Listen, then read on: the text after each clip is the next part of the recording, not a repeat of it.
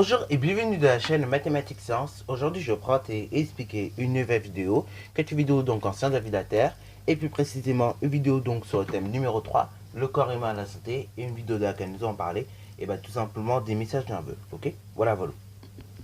Donc on va parler d'une part des messages nerveux en première partie, et dans une deuxième partie, on va parler tout simplement de comment en fait les cellules nerveuses également peuvent communiquer entre elles. Ok. Donc déjà, on va parler tout simplement des messages nerveux, comment ils circulent dans les neurones.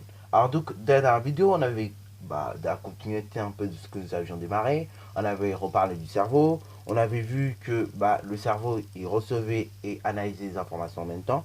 Voilà, selon donc différentes aires. Voilà, et puis après, nous avions vu également que, mine de rien, pour percevoir une sensation, et justement, le cerveau va tout simplement regarder en fait, ce que les différents organes des sens vont lui donner comme information. Et après, pour la traiter, il va faire en gros un petit mélange de ce qu'il connaît et justement de ce qu'il a vu. Et après avoir fait ce petit mélange, et c'est là que justement, il va avoir une réaction derrière ou pas. Ok. Et on a vu également justement que justement la perception des choses, la perception des choses en tout cas, donc des sentiments ou bien des choses en général, peut varier d'un humain à l'autre. Ok. Et que ça peut vraiment changer. Alors, je vous avais parlé d'un exemple concret, par exemple l'amour, voilà, tout le monde ne perçoit pas l'amour de la même manière. Moi, l'amour, ça a double facette. Après, il y en a qui diront l'amour, c'est nul. Il y en a qui diront l'amour, c'est grave bien.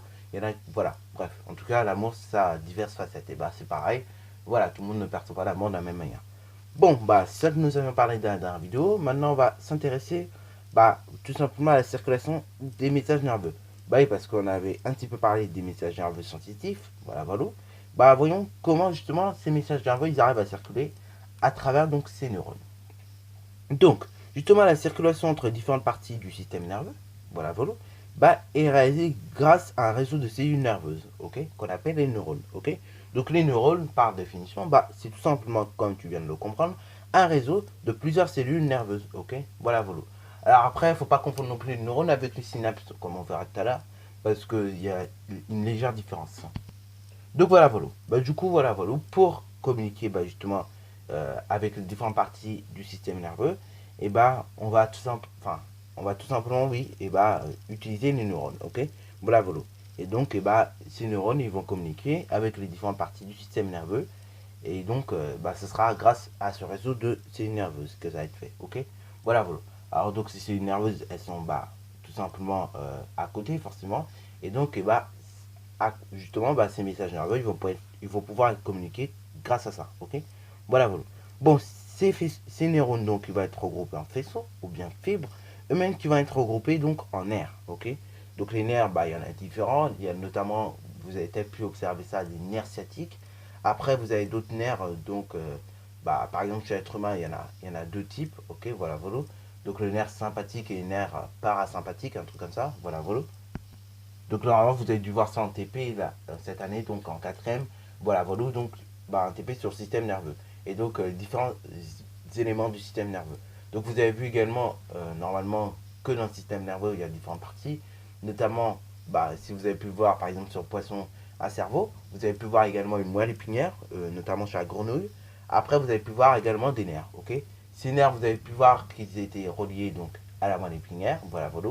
Et vous avez pu voir également que voilà, tout ça en fait ça forme le système nerveux. Ok.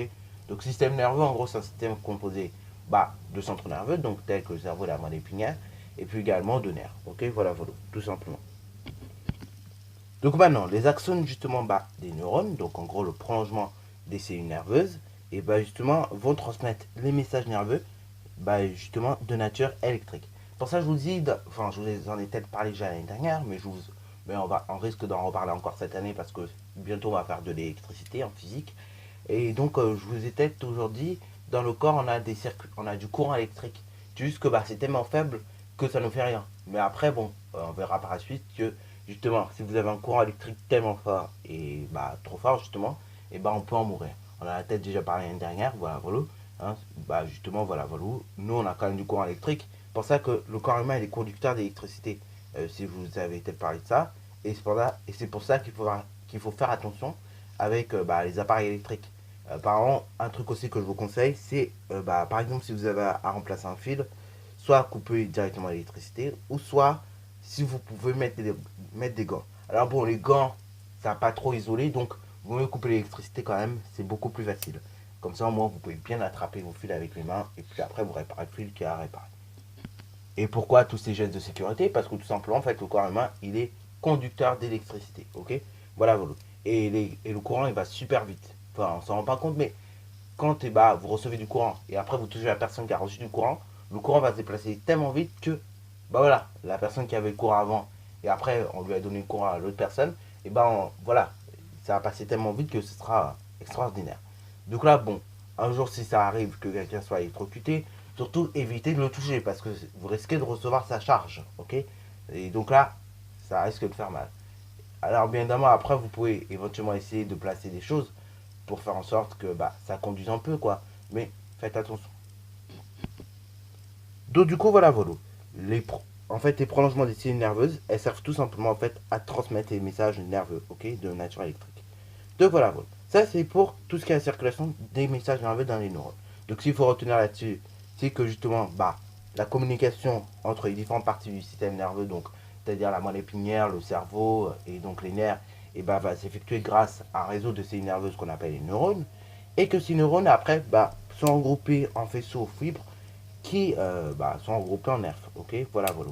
Et il faut retenir que les prolongements des neurones transmettent en fait des messages de nature électrique. Ok, pour ça je vous dis, il y a du courant électrique dans vos corps, c'est juste qu'on ne le sent pas, quoi, parce que ça va tellement vite. Et puis bon, voilà. Alors maintenant on va parler de la communication entre cellules nerveuses. Ok, donc là la communication entre les cellules nerveuses, comment ça se faire? Et déjà, les neurones, elles vont communiquer entre eux, voilà, par des synapses. Alors donc les synapses, on avait déjà parlé de ce que c'est. Et donc les synapses, on avait dit en gros, dans la vidéo sur le mouvement, je crois, qu'en gros, c'était une région dans laquelle on avait tout simplement, c'est une région entre deux cellules nerveuses, ok?